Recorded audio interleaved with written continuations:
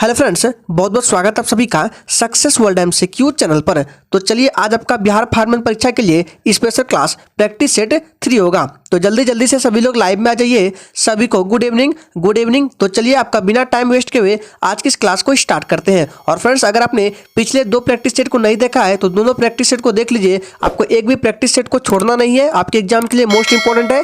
Link आपको दोनों practice set के वीडियो के डिस्क्रिप्शन बॉक्स में मिल जाएगा, जाकर आप देख सकते हैं। तो आज के सेशन का सबसे पहला प्रश्न है, राष्ट्रीय महिला आयोग का पहला पुरुष सदस्य कौन बना है? मोस्ट इंपॉर्टेंट प्रश्न आपके एग्जाम के लिए और VVII इस पर स्टार लगा रहे हैं, इसको विशेष रूप से ध्यान में रखना है। चलिए आपको लाइव चैट का भी ऑप्शन मिलता है और याद रहे फ्रेंड्स, ये क्लास आपको हर रोज रात 8 बजे मिलेगा। तो फटाफट से लाइव चैट में आंसर करते जाएंगे। तो याद रखिएगा, राष्ट्रीय महिला आयोग का पहला पुरुष सदस्य पूछा जा रहा है तो आलोक रावत है। याद रखना है, ऑप्शन डी इस प्रश्न का बिल्कुल सही जवाब हो जाएगा। और यह भी ध्यान रखना है, राष्ट्रीय महिला आयोग का गठन 1992 ईस्वी में हुआ है और इसका पहला अध्यक्ष कौन है? तो जयंती पटनायक। याद रखना है, इंपॉर्टेंट है। और वर्तमान में कौन है? तो रेखा शर्मा है। दोनों को याद रखना है, पहली अध्यक्ष जयंती पटनायक, वर्तमान में रेखा शर्मा। और पुरुष अध्यक्ष कौन है? पहला पुरुष सदस्य तो आलोक रावत। याद रखना है, इंपॉर्टेंट है।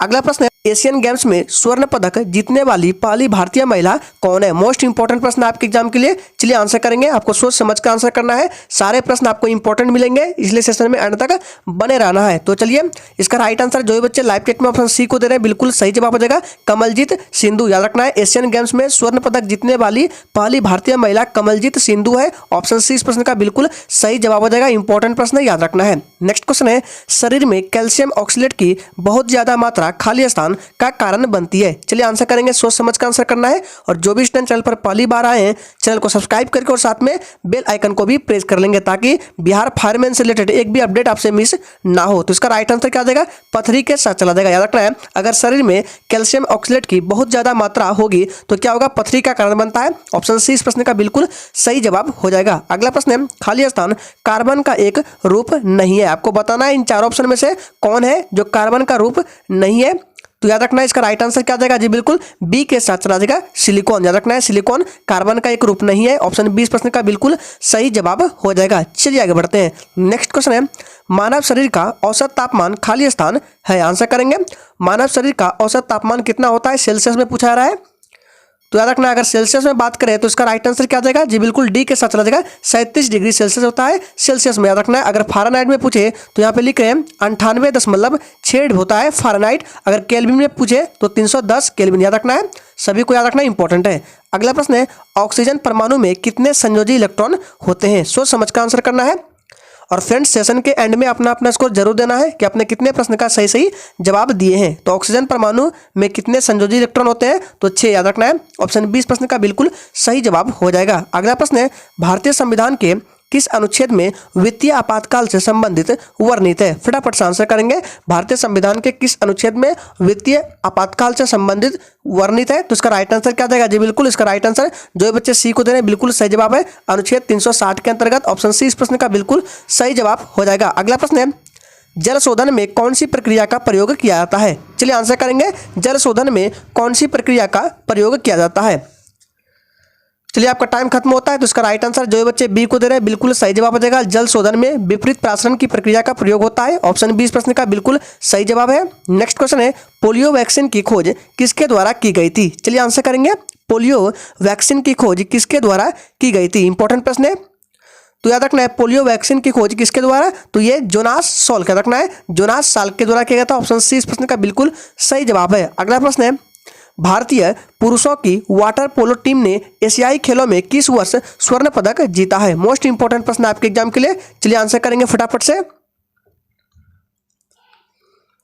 चलिए, तो इसका राइट आंसर क्या जाएगा? जी बिल्कुल इसका राइट आंसर 1951 के साथ चला जाएगा। भारतीय पुरुषों की वाटर पोलो टीम ने एशियाई खेलों में 1951 में स्वर्ण पदक जीता। ऑप्शन सी इस प्रश्न का बिल्कुल सही जवाब हो जाएगा। अगला प्रश्न है, चार मीनार का निर्माण निम्न में से किस व्यापक रूप से फैली बीमारी के उन्मूलन की याद में किया गया था? आंसर करेंगे, आपको बताना है किस बीमारी के समाप्ति के बाद इस चार मीनार का निर्माण किया गया था। तो याद रखना है इसका राइट आंसर क्या हो जाएगा, प्लेग बीमारी। याद रखना है प्लेग बीमारी के उन्मूलन में चार मीनार का निर्माण किया गया था। कब किया गया था, तो 1551 ईस्वी में। याद रखना है 1591 ईस्वी में। अगला प्रश्न है, निम्न में से कौन सा राज्य संविधान की छठी अनुसूची का पालन नहीं करता जो जनजातीय क्षेत्रों के प्रशासन एवं नियंत्रण से संबंधित है। मोस्ट इंपॉर्टेंट प्रश्न आपके एग्जाम के लिए, आंसर करेंगे फ्रेंड्स। एक एक प्रश्न आपके एग्जाम के लिए इंपॉर्टेंट है, इसलिए सेशन में एंड तक बने रहना है। तो इसका राइट आंसर बी के साथ चला देगा, नागालैंड। याद रखना है। अगला प्रश्न है, पहला एंग्लो बर्मी युद्ध कब हुआ था। चलिए आंसर करेंगे, पहला एंग्लो बर्मी युद्ध कब हुआ था। तो याद रखना है पहला एंग्लो बर्मी युद्ध कब हुआ था, तो 1824-26 में हुआ था। याद रखना है ऑप्शन सी इस प्रश्न का बिल्कुल सही जवाब हो जाएगा। चलिए आगे बढ़ते हैं। नेक्स्ट है, भारत में स्पेस एप्लीकेशन सेंटर कहाँ स्थित है। आंसर करेंगे, भारत में स्पेस एप्लीकेशन सेंटर कहाँ स्थित है। तो याद रखना ये अहमदाबाद में स्थित है। ऑप्शन बी इस प्रश्न का बिल्कुल सही जवाब हो जाएगा। नेक्स्ट क्वेश्चन है, निम्न मंदिरों में से किसे यूरोपीय नाविकों द्वारा ब्लैक पैगोडा भी कहा जाता है। सोच समझ कर आंसर करिएगा। चलिए आंसर करेंगे, निम्न मंदिरों में से किसे यूरोपीय नाविकों द्वारा ब्लैक पैगोडा भी कहा जाता है। तो याद रखना किस मंदिर को, तो कोणार्क मंदिर को। ये कहाँ है, तो उड़ीसा में। याद रखना है ऑप्शन ए इस प्रश्न का बिल्कुल सही जवाब हो जाएगा। कोणार्क मंदिर को ब्लैक पैगोडा भी कहते हैं। अगला है, यूरिया का निर्माण कहाँ पर होता है। आपको बताना है यूरिया का निर्माण हमारे शरीर के अंदर कहाँ पर होता है। तो याद रखना ये कहाँ पर होता है, तो ये यकृत में होता है। ऑप्शन बी इस प्रश्न का बिल्कुल सही जवाब हो जाएगा। नेक्स्ट है, आवर्त सारणी में न्यूनतम प्रतिक्रियाशील तत्व कौन से हैं। आंसर करेंगे, तो याद रखना है आवर्त सारणी के न्यूनतम प्रतिक्रियाशील तत्व उत्कृष्ट गैस है। ऑप्शन सी इस प्रश्न का बिल्कुल सही जवाब हो जाएगा। अगला प्रश्न है, 1939 में इंडियन नेशनल कांग्रेस छोड़ने के बाद सुभाष चंद्र बोस ने किसका गठन किया था। आंसर करेंगे, 1939 में इंडियन नेशनल कांग्रेस छोड़ने के बाद सुभाष चंद्र बोस ने किसका गठन किया था, तो फॉरवर्ड ब्लॉक का गठन किया था। ऑप्शन ए इस प्रश्न का बिल्कुल सही जवाब हो जाएगा। याद रखना इंपॉर्टेंट है। नेक्स्ट है, निम्न में से किस देश में सिंधु नदी प्रवाहित नहीं होती है। आपको बताना है कौन से देश है जिससे होकर सिंधु नदी प्रवाहित नहीं होती है। सिंधु नदी का उद्गम स्थल तिब्बत से है और ये अरब सागर में जाकर गिरती है। तो इसका राइट आंसर क्या जाएगा, अफगानिस्तान के साथ चला जाएगा। बाकी भारत से भी है, पाकिस्तान से भी है और चीन में भी प्रवाहित होती है, लेकिन अफगानिस्तान में ये प्रवाहित नहीं होती है। याद रखना है सिंधु नदी। ऑप्शन डी इस प्रश्न का बिल्कुल सही जवाब हो जाएगा। अगला प्रश्न है, आईपीसीसी का पूरा नाम क्या है। इंपॉर्टेंट प्रश्न, आंसर करेंगे आईपीसीसी का पूरा नाम क्या है। सोच समझ कर आंसर करना है। चलिए तो 20 का राइट आंसर जो बच्चे लाइव चैट में ऑप्शन बी को दे रहे हैं बिल्कुल सही जवाब हो जाएगा। क्या हो जाएगा इसका right answer, inter governmental panel on climate change. याद रखना है आईपीसीसी का पूरा रूप होता है। याद रखना है। अगला प्रश्न है, ध्वनि तरंगे यात्रा नहीं कर सकती है। आपको बताना है किसमें ध्वनि तरंग यात्रा नहीं कर सकती है। फटाफट से आंसर करेंगे। तो इसका राइट आंसर क्या जाएगा जी, बिल्कुल ऑप्शन सी के साथ रह जाएगा, खाली स्थान में यात्रा नहीं कर सकती है ध्वनि तरंगे। याद रखना है ऑप्शन सी इस प्रश्न का बिल्कुल सही जवाब हो जाएगा। ध्वनि सबसे ज्यादा ठोस में गमन करती है। याद रखना है। अगला प्रश्न है, गोदावरी नदी किस राज्य में से होकर नहीं गुजरती है। सोच समझ कर आंसर करना है। इंपॉर्टेंट प्रश्न है आपके एग्जाम के लिए। गोदावरी नदी किस राज्य में से होकर नहीं गुजरती है। तो इसका राइट आंसर क्या जाएगा, बी के साथ चला जाएगा, गुजरात से। ऑप्शन बी इस प्रश्न का बिल्कुल सही जवाब हो जाएगा। गोदावरी नदी ये प्रायद्वीपीय भारत की सबसे लंबी नदी है। अगला प्रश्न है, निम्न में से कौन सा तीव्र जठरांत्र संबंधी संक्रमण पैदा करने वाला एक जल जनित रोग है। आंसर करेंगे, आपको बताना है कौन से जल जनित रोग है। फटाफट से आंसर करेंगे। तो इसका राइट आंसर क्या हो जाएगा, जो ये बच्चे लाइव चैट में ऑप्शन ए को दे रहे हैं बिल्कुल सही जवाब है, हैजा। याद रखना है, इंपॉर्टेंट प्रश्न है। नेक्स्ट है, एंटोनियो मेउसी के आविष्कार से संबंधित है। आंसर करेंगे, एंटोनियो मेउसी जो है ये किसके आविष्कार से संबंधित है। तो याद रखना है ये टेलीफोन, याद रखना है टेलीफोन के आविष्कार से संबंधित है एंटोनियो मेउसी। ऑप्शन ए इस प्रश्न का बिल्कुल सही जवाब हो जाएगा। अगला प्रश्न है, निम्न कारणों में से किसके कारण बादल आकाश में तैरते हैं। फटाफट से आंसर करेंगे। आपको बताना है किन कारणों में से बादल जो है आकाश में तैरते हैं। तो इसका राइट आंसर है निम्न घनत्व हो जाएगा। निम्न घनत्व के कारण बादल आकाश में तैरते हैं। ऑप्शन डी इस प्रश्न का बिल्कुल सही जवाब है। अगला प्रश्न है, निम्न में से कौन स्वराज पार्टी के संस्थापकों में से एक थे। आंसर करेंगे, आपको बताना है स्वराज पार्टी के संस्थापक कौन थे।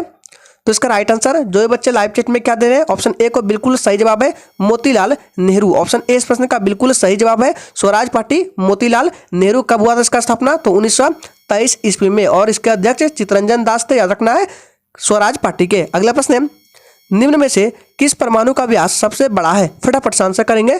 आपको बताना है किस परमाणु का जो व्यास है ये सबसे बड़ा है। तो याद रखना है इसका राइट आंसर ए के साथ चला जाएगा। आयोडीन का जो व्यास है सबसे बड़ा है। ऑप्शन ए इस प्रश्न का बिल्कुल सही जवाब हो जाएगा। नेक्स्ट क्वेश्चन है, राकेश शर्मा द्वारा अपनी ऐतिहासिक अंतरिक्ष यात्रा के लिए निम्न में से किस अंतरिक्ष यान का इस्तेमाल किया गया था? आंसर करेंगे। चलिए, तो इसका राइट आंसर क्या देगा जी? बिल्कुल इसका राइट आंसर सी के साथ चला जाएगा। सोयूज टी द्वितीय। याद रखना है ऑप्शन सी इस प्रश्न का बिल्कुल सही जवाब है। नेक्स्ट क्वेश्चन है, मलेशिया के झंडे में लाल और सफेद रंग की पट्टियां बारी बारी में शामिल है। आपको बताना है पट्टियों की संख्या कितनी है? लाल और सफेद के रंग की पट्टी। इस तरह का जो रंग होता है मलेशिया के झंडे में, एक सफेद फिर लाल फिर सफेद फिर लाल जो होता है, तो पट्टी की संख्या टोटल कितनी है? तो याद रखना है इसका राइट आंसर 29 का क्या जाएगा? डी के साथ चला जाएगा 14 है। ऑप्शन डी इस प्रश्न का बिल्कुल सही जवाब हो जाएगा। नेक्स्ट है, रेफ्रिजरेटर निम्न में से किस सिद्धांत पर काम करता है? फटाफट से आंसर करेंगे। रेफ्रिजरेटर जो है ये निम्न में से किस सिद्धांत पर कार्य करता है? तो याद रखना ये वाष्पीकरण के सिद्धांत पर कार्य करता है। ऑप्शन डी इस प्रश्न का बिल्कुल सही जवाब हो जाएगा। नेक्स्ट है, किस वर्ष में भारतीय पुरुष हॉकी टीम ने अपना पहला ओलंपिक स्वर्ण पदक जीता था? इंपॉर्टेंट प्रश्न आपके एग्जाम के लिए। चलिए आंसर करेंगे। और फ्रेंड्स, अगर आपने अभी तक सेशन को लाइक नहीं किया है तो सभी लोग दिल से एक बार सेशन को लाइक करेंगे। तो चलिए इसका राइट आंसर क्या जाएगा जी? बिल्कुल ए के साथ चला जाएगा 1928 ईस्वी में। ऑप्शन ए इस प्रश्न का बिल्कुल सही जवाब हो जाएगा। भारतीय पुरुष हॉकी टीम ने अपना पहला ओलंपिक स्वर्ण पदक 1928 ईस्वी में जीता था। नेक्स्ट है, थॉमस क्लिफर्ड अल्बर्ट खाली स्थान के आविष्कार से जुड़े हैं? फटाफट से आंसर करेंगे। तो याद रखिएगा ये जो वैज्ञानिक है ये क्लिनिकल थर्मामीटर से जुड़े हैं। ऑप्शन बी इस प्रश्न का बिल्कुल सही जवाब हो जाएगा। नेक्स्ट है, स्वतंत्रता संग्राम में मदद करने के लिए लोकमान्य तिलक द्वारा कौन सा अखबार शुरू किया गया था? आंसर करेंगे। फटाफट से आंसर करते जाएंगे सोच समझकर। स्वतंत्रता संग्राम में मदद करने के लिए लोकमान्य तिलक द्वारा कौन सा अखबार शुरू किया गया था? तो इसका राइट आंसर क्या जाएगा? केसरी। याद रखना है। और ये किस भाषा में था? तो ये मराठी भाषा में था। याद रखना है। नेक्स्ट है, अजंता एवं एलोरा की गुफाएं किस राज्य में है? फटाफट से आंसर करते जाएंगे। अजंता एवं एलोरा की गुफाएं किस राज्य में है? तो याद रखना ये महाराष्ट्र राज्य में। ऑप्शन बी इस प्रश्न का बिल्कुल सही जवाब है। नेक्स्ट है, चाणक्य का एक अन्य नाम क्या था? आंसर करेंगे। चाणक्य का एक अन्य नाम क्या था? फटाफट से आंसर करेंगे। तो याद रखना है विष्णुगुप्त था। ऑप्शन बी इस प्रश्न का बिल्कुल सही जवाब हो जाएगा। और चाणक्य जो है ये अर्थशास्त्र पुस्तक के लेखक थे। नेक्स्ट है, जीवन की मूलभूत इकाई क्या है? आंसर करेंगे। आपको बताना है जीवन की मूलभूत इकाई क्या है। फटाफट से आंसर करेंगे। तो याद रखना है जो बच्चे लाइव चैट में ऑप्शन ए को दे रहे हैं बिल्कुल सही जवाब है। जीवन की मूलभूत इकाई कोशिका है। ऑप्शन ए इस प्रश्न का बिल्कुल सही जवाब है। नेक्स्ट है, कौन सी एक उत्कृष्ट जिसको नोबल धातु बोलते हैं है? आपको आंसर करना है कौन सी एक उत्कृष्ट धातु है यानी कि नोबल धातु है। चलिए, तो इसका राइट आंसर क्या जाएगा जी? बिल्कुल बी के साथ चला जाएगा चांदी। याद रखना है चांदी जो है ये एक नोबल धातु है। ऑप्शन बी इस प्रश्न का बिल्कुल सही जवाब हो जाएगा। अगला प्रश्न है, प्रसिद्ध यात्री जहाज जो टाइटैनिक था वो किस देश का था? आंसर करेंगे। फटाफट से आंसर करेंगे। सोच समझ कर आंसर करना है। प्रसिद्ध यात्री जहाज टाइटैनिक किस देश का था? तो ये ग्रेट ब्रिटेन का था। ऑप्शन सी इस प्रश्न का बिल्कुल सही जवाब हो जाएगा। नेक्स्ट है, मेरियाना ट्रेंच किस महासागर में स्थित है? आंसर करेंगे। मेरियाना ट्रेंच किस महासागर में स्थित है? तो याद रखना ये प्रशांत महासागर में स्थित है। ऑप्शन बी इस प्रश्न का बिल्कुल सही जवाब हो जाएगा। नेक्स्ट है, किस देश ने यूएसए को स्टैचू ऑफ लिबर्टी भेंट की थी? आंसर करेंगे। आपको बताना है किस देश ने यूएसए को स्टैचू ऑफ लिबर्टी भेंट की थी। तो इसका राइट आंसर क्या जाएगा जी? बिल्कुल ऑप्शन बी के साथ चला जाएगा फ्रांस देश ने। ऑप्शन बी इस प्रश्न का बिल्कुल सही जवाब है। नेक्स्ट है, गौतम बुद्ध को ज्ञान कहाँ पर प्राप्त हुआ था? आंसर करेंगे। गौतम बुद्ध को ज्ञान कहाँ पर प्राप्त हुआ था? तो याद रखना है बोध गया में प्राप्त हुआ था। ऑप्शन ए इस प्रश्न का बिल्कुल सही जवाब है। नेक्स्ट है, पीएसएलवी का पूरा नाम क्या है? आंसर करेंगे। पीएसएलवी का पूरा नाम क्या होता है? फटाफट से आंसर करेंगे। तो याद रखना है इसका पूरा नाम होता है पोलर सैटेलाइट लॉन्च व्हीकल। याद रखना है इंपॉर्टेंट है। पोलर सैटेलाइट लॉन्च व्हीकल होता है पीएसएलवी का पूरा नाम। नेक्स्ट है, ऑस्ट्रेलिया का सबसे अधिक घनी आबादी वाला शहर कौन सा है? आंसर करेंगे। चलिए फटाफट से आंसर करते जाएंगे। ऑस्ट्रेलिया का सबसे अधिक घनी आबादी वाला शहर कौन सा है? तो याद रखना है सिडनी है सबसे घनी आबादी वाला शहर। नेक्स्ट है, भारतीय विज्ञान संस्थान कहाँ स्थित है? चलिए फटाफट से आंसर करेंगे। भारतीय विज्ञान संस्थान कहाँ स्थित है? तो इसका राइट आंसर अगर आप जो भी बच्चे लाइव चैट में ऑप्शन ए को दे रहे हैं बिल्कुल सही जवाब है। ये बेंगलुरु में स्थित है। याद रखना है। नेक्स्ट है, कौन से खेल ओलंपिक खेल से हटा दिया गया है? मोस्ट इंपॉर्टेंट प्रश्न आपके एग्जाम के लिए। चलिए आंसर करेंगे। आपको बताना है इन चार ऑप्शन में से कौन सा खेल है जो ओलंपिक खेल से हटा दिया गया है। तो याद रखना है ये बेसबॉल है। याद रखना है बेसबॉल को ओलंपिक खेल से हटा दिया गया है। ऑप्शन सी इस प्रश्न का सही जवाब है। नेक्स्ट है, कंप्यूटर में LAN यानी कि लैन का फुल फॉर्म क्या होता है? फटाफट से आंसर करेंगे। लैन का फुल फॉर्म क्या होता है? तो याद रखना है लैन का फुल फॉर्म होता है लोकल एरिया नेटवर्क। ऑप्शन 20 प्रश्न का बिल्कुल सही जवाब दे रहे हैं आप लोग। चलिए आगे बढ़ते हैं। नेक्स्ट है, वर्तमान में हमारे द्वारा उपयोग किए जाने वाले रासायनिक प्रतीकों की उपयोग विधि किसने तैयार की थी? अत्यंत इंपॉर्टेंट प्रश्न है आपके एग्जाम के लिए, आंसर करेंगे। और जिसने अभी तक चैनल को सब्सक्राइब नहीं किया है, चैनल को सब्सक्राइब करेंगे ताकि इस तरह के इंपॉर्टेंट क्लास आपसे कभी मिस ना हो। तो याद रखना है इसका राइट आंसर ऑप्शन सी के साथ चला जाएगा, बर्जिलियस ने। याद रखना है ऑप्शन सी इस प्रश्न का बिल्कुल सही जवाब है। नेक्स्ट है, पृथ्वी का जल चक्र किसके द्वारा संचालित होता है? आंसर करेंगे, पृथ्वी का जल चक्र किसके द्वारा संचालित होता है? तो याद रखना है इसका राइट आंसर क्या हो जाएगा? सूर्य के द्वारा। ऑप्शन सी इस प्रश्न का बिल्कुल सही जवाब है। नेक्स्ट है, ONGC का मुख्यालय कहाँ है? आंसर करेंगे, ONGC का मुख्यालय कहाँ पर है?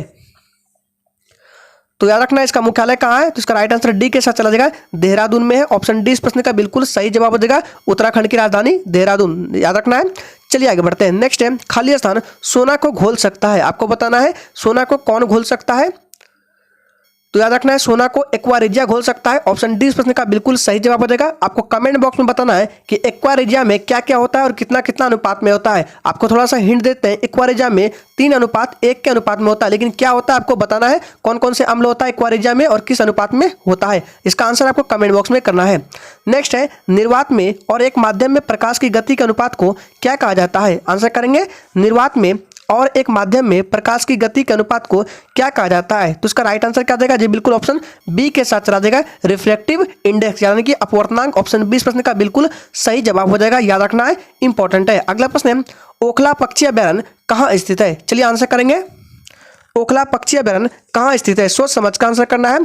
तो याद रखना ये कहाँ है? तो NCR क्षेत्र यानी कि नोएडा में स्थित है ओखला पक्षी अभयारण्य। ऑप्शन 20 प्रश्न का बिल्कुल सही जवाब हो जाएगा। नेक्स्ट है, कॉन्टेक्स लेंस सामान्य रूप से किससे बनते हैं? आंसर करेंगे, कॉन्टेक्स लेंस जो है ये सामान्य रूप से किससे बनते हैं? तो याद रखना है इसका राइट आंसर बी के साथ चला जाएगा, ये हाइड्रोजेल से बनते हैं। ऑप्शन 20 प्रश्न का बिल्कुल सही जवाब है। चलिए आगे बढ़ते हैं। नेक्स्ट है, फास्फोरस को पानी में रखा जाता है ताकि आपको बताना है। चलिए, तो याद रखना है फास्फोरस को पानी में रखा जाता है ताकि आग पकड़ने से बच सके। ऑप्शन 20 प्रश्न का बिल्कुल सही जवाब है। नेक्स्ट है, डेयरियों में दूध से क्रीम अलग करने के लिए इस्तेमाल की जाने वाली प्रक्रिया कौन सी है? फटाफट से आंसर करेंगे। तो वो कौन सी प्रक्रिया? अपकेंद्रीकरण है। ऑप्शन सी इस प्रश्न का बिल्कुल सही जवाब है। नेक्स्ट है, टेनिस में किसे कांट मिस स्विस उपनाम से जाना जाता है? इंपॉर्टेंट प्रश्न आपके एग्जाम के लिए। चलिए आंसर करेंगे, टेनिस में किसे कांट मिस स्विस उपनाम से जाना जाता है? तो इसका राइट आंसर क्या जाएगा जी? बिल्कुल सी के साथ चला जाएगा, मार्टिन हिंगिस को। ऑप्शन सी इस प्रश्न का बिल्कुल सही जवाब है। नेक्स्ट है, निम्न ग्रहों में से अब किसे ग्रह नहीं माना जाता है? आंसर करेंगे। चलिए, तो इसका राइट आंसर क्या जाएगा जी? बिल्कुल 57 का राइट आंसर ऑप्शन बी के साथ चला जाएगा, प्लूटो। ऑप्शन 20 प्रश्न का बिल्कुल सही जवाब हो जाएगा। चलिए आगे बढ़ते हैं। नेक्स्ट है, होम रूल लीग आंदोलन का संस्थापक कौन था? आंसर करेंगे, होम रूल लीग आंदोलन के संस्थापक कौन थे? तो इसका राइट आंसर क्या जाएगा जी? बिल्कुल 58 का बी के साथ चला जाएगा, एनी बेसेंट। याद रखना है, होम रूल लीग आंदोलन के संस्थापक एनी बेसेंट और बाल गंगाधर तिलक दोनों को माने जाते हैं। याद रखिएगा 1916 ईस्वी में, इस डेट को याद रखना है। 1916 ईस्वी में एनी बेसेंट ने इस आंदोलन का स्थापना कहाँ किया था? मद्रास में किया था। लेकिन 1916 ईस्वी में पूना में, याद रखना है 1916 ईस्वी में पूना में किसने किया था? तो बाल गंगाधर तिलक ने। याद रखना है दोनों को, पूना में बाल गंगाधर तिलक ने और मद्रास में किसने? तो एनी बेसेंट ने। याद रखना है, इंपॉर्टेंट है। नेक्स्ट है, भारत में इसरो का रॉकेट प्रक्षेपण पैड कहाँ स्थित है? आंसर करेंगे, प्रक्षेपण पैड बताना है इसरो का कहाँ है भारत में। और इसरो की स्थापना की बात करें तो इसका स्थापना का 15 अगस्त 1969 ईस्वी को। तो इसका राइट आंसर क्या जाएगा जी? बिल्कुल ए के साथ चलेगा, श्रीहरिकोटा है इसरो का रॉकेट प्रक्षेपण पैड। याद रखना है। नेक्स्ट है, भारत की संसद में लोकसभा के प्रथम अध्यक्ष कौन थे? आंसर करेंगे।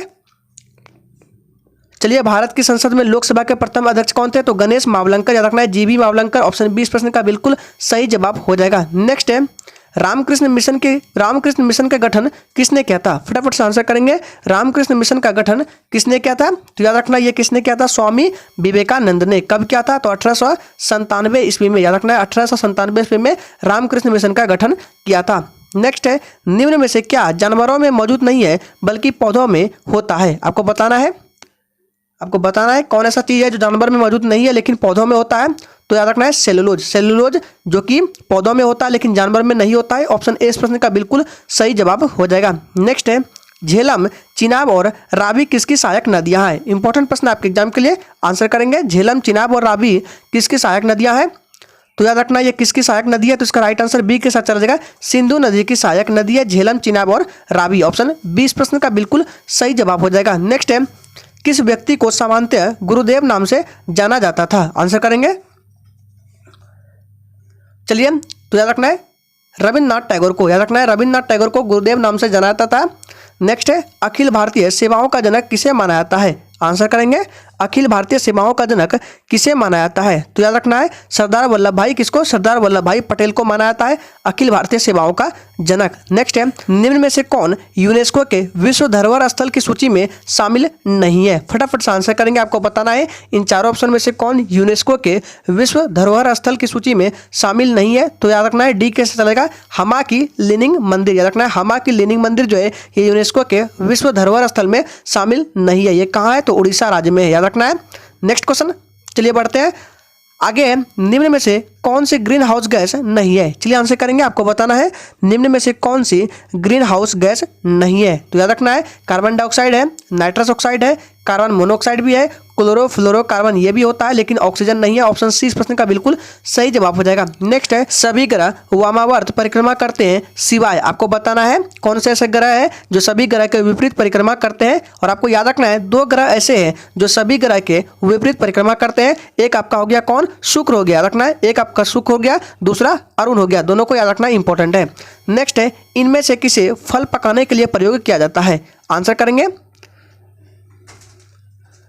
तो याद रखना है फल पकाने के लिए प्रयोग किया जाता है कैल्शियम कार्बाइड और एसिटिलीन दोनों को। ऑप्शन डी इस प्रश्न का बिल्कुल सही जवाब है। नेक्स्ट है, राष्ट्रीय महिला आयोग का पहला पुरुष सदस्य कौन बना है? ये प्रश्न आपका रिपीट हो चुका है, ये आज के सेशन का आखिरी प्रश्न है और इसका राइट आंसर डी के साथ चला जाएगा, आलोक रावत। तो उम्मीद करेंगे आज का ये सेशन आपको अच्छा लगा होगा। तो चलिए कल फिर मिलते हैं नेक्स्ट क्लास के साथ रात 8 बजे। तब तक के लिए जय हिंद।